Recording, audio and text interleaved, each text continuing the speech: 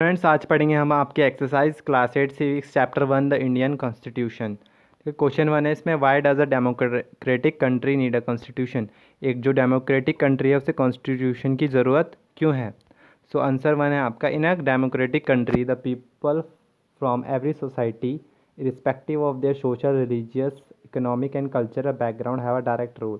ठीक है, तो जो आपके डेमोक्रेटिक कंट्री होते हैं इसमें जो पीपल होते हैं, पीपल होता है आपकी हर सोसाइटी से, ठीक है, चाहे कोई से भी सोसाइटी हो, चाहे उनका कोई भी सोशल, रिलीजन, चाहे उनका कुछ भी हो, या फिर इकोनॉमिक और कल्चर बैकग्राउंड चाहे उनका कुछ भी हो, तो उनका बहुत इंपॉर्टेंट रोल होता है आपका इलेक्शन में, मतलब इलेक्टिंग अ रिप्रेजेंटेटिव, एक रिप्रेजेंटेटिव को चुनने में, जो कि गवर्नमेंट चलाता है। अ democratic country need a constitution. जो डेमोक्रेटिक कंट्री है उसे कॉन्स्टिट्यूशन चाहिए, और ये बहुत इंपॉर्टेंट क्रूशियल रोल प्ले करता है। जैसे कि आपका first, it Lay's out the important guidelines that govern decision. ठीक है, तो ये इंपॉर्टेंट गाइडलाइंस हमें प्रोवाइड करता है जिससे कि आपका सोसाइटी में डिसीजन मेकिंग लेने में मदद मिलती है। सेकंड आपका, it lays down the ideals that form basis of kind of country that the citizen aspires to live in. ठीक है, तो ये आपको रूल्स एंड रेगुलेशंस, जो रेगुलेशंस है डिफाइन करता है कि एक जो इंडिविजुअल है, सिटीज़न है, उसको कंट्री में कैसे रहना है। It serve as an asset of rules and principles as the basis by which the country has to be government. ठीक है, तो ये एक एसेट की तरह हमारे लिए काम करता है, रूल्स एंड प्रिंसिपल्स निकालता है हमारे लिए, और ये उस बेसिस से हमें पता चलता है कि कंट्री की जो गवर्नमेंट है वो कैसे काम करेगी। ठीक है, कैसे गवर्नड होगी country. It provides rules to safeguard the interest of minorities and prevent any kind of domination by the majority on minorities। ठीक है, तो ये क्या करती है, डोमिनेशन। ठीक है, ये इंटरेस्ट ऑफ माइनॉरिटीज़ का भी क्या देखती है, इंटरेस्ट, और मेजोरिटी माइनॉरिटीज़ के ऊपर दबाव ना बना पाए, ये भी ये क्या करती है, safeguard as a act करती है। ठीक है, it lays down rules that guard against the misuse of power by any politician. ठीक है, तो ये वो रूल्स डिफाइन करते हैं ताकि कोई भी पॉलिटिशियन है अपनी पावर का मिसयूज़ ना कर पाए, और अंडर जो उसके रूल्स की पावर से डिफाइन है उसमें ही काम करे। It also provides right to its citizen and protect their freedom. ये सिटीज़न को राइट्स प्रोवाइड करता है ताकि वो अपना फ्रीडम प्रोटेक्ट कर सकें। Question 2, what would happen if there were no restriction on power of elected representative. अगर जो इलेक्टेटिव, जिसे हमने इलेक्ट किया है, रिप्रेजेंटेटिव को चुना है जिसे, अगर उसकी पावर डिफाइन ना हो, अगर वो अपनी पावर का मिसयूज़ करे तो क्या होगा। ठीक है, अगर उसकी पावर डिफाइन ना हो, तो आंसर है, in democracy people choose there leader so that they can exercise power. Democracy में लोग इसलिए चुनते हैं लीडर को ताकि वो पावर का यूज़ करके लोगों के हित में डिसीजन ले सके। पर हो पर ये हो सकता है कि जो लीडर है, ठीक है, वो अपनी पावर का मिसयूज़ कर सके अपने इच्छा के अनुसार, पर जो डेमोक्रेसी है वो इसे ये अलाउड करने नहीं देती है।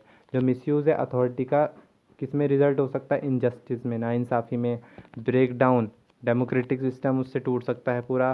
ठीक है, तो जो आपका constitution as a safeguard खड़ा होता है आपका अगेंस्ट आपका मिसयूज़ ऑफ पावर। ठीक है, तो पॉलिटिकल लीडर्स को क्या बताए जाते हैं, अब उनकी लिमिट बताई जाती है, तो उनको उसके अंडर ही अपना डिसीजन लेना पड़ता है।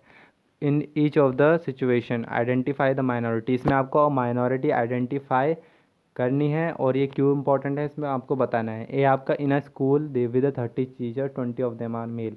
ठीक है, तो 30 मेजोरिटी, और माइनॉरिटी क्या होता है, मेजोरिटी मतलब जो ज़्यादा नंबर में होता है, माइनॉरिटी मतलब कम नंबर में। तो यहाँ पे 30 टीचर्स है, उसमें से 20 आपके मेल है, तो यहाँ पर क्या है, माइनॉरिटी है, फीमेल्स टीचर्स कम है यहाँ पर। तो इसमें देखिए इंपॉर्टेंस क्या है इसकी, फीमेल टीचर्स को भी चांस मिलना चाहिए अपनी आवाज़ उठाने का, ताकि वो अपने टीचिंग एफर्ट से आगे बढ़ सकें, उनका टीचिंग एफर्ट्स भी नाकामयाब ना हो। B, in a city 5% of a population are Buddhist. ठीक है, सिर्फ सिटी में 5% ऑफ पॉपुलेशन ही बुद्धिस्ट है, मतलब माइनॉरिटी है बुद्धिस्ट की। ठीक है, तो किसी भी पर्सन को अपना राइट करने, रिलीजन चूज़ करने का हक है, और दूसरों को भी उसकी रिस्पेक्ट करनी होगी। क्वेश्चन 4 आपका, what are the significance of the following key feature. ठीक है, तो फॉलोइंग जो की फीचर दे बताए गए हैं यहाँ पर, आपको उनके फीचर्स बताने हैं आपको, और आपको एटलीस्ट 2 पॉइंट जो है डिफाइन करना है। फर्स्ट है आपका फेडरलिज्म। फेडरलिज्म का फर्स्ट पॉइंट आपका 1, इट इंश्योर नेशनल यूनिटी। इससे क्या आती है, आपकी नेशनल यूनिटी डिस्क्राइब होती है, फेडरलिज्म से एकता बनी रहती है। इट अलाउज इंडिविजुअल प्रोग्रेस, इससे क्या होता है, इंडिविजुअल आगे बढ़ता है। बी है सेपरेशन ऑफ पावर, पावर क्या है, सेपरेट है, मतलब power is not in hand of a single authority, सिर्फ एक के हाथ में ही नहीं पावर है।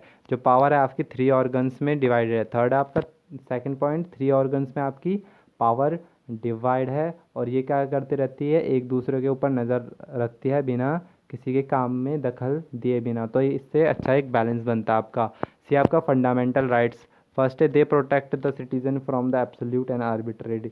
ठीक है, तो क्या ये प्रोवाइड तो करती है पावर, मतलब पर ज़्यादा पावर यूज़ नहीं करने देती है, मतलब एक एब्सोल्यूट पावर ही क्या करने देती है, यूज़ करने देती है।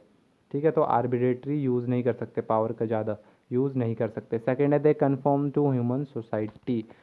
ठीक है, तो ये ह्यूमन सोसाइटी के लिए बनते हैं। Parliamentary form of government, parliamentary form of government में क्या होता है, people play direct role in electing thing. ठीक है, तो डायरेक्ट के रोल प्ले करते हैं, रिप्रेजेंटेटिव चुनते हैं वो स्टेट से, पार्लियामेंट्री फॉर्म ऑफ गवर्नमेंट में। सेकंड है आपका people play direct role in electing the representative.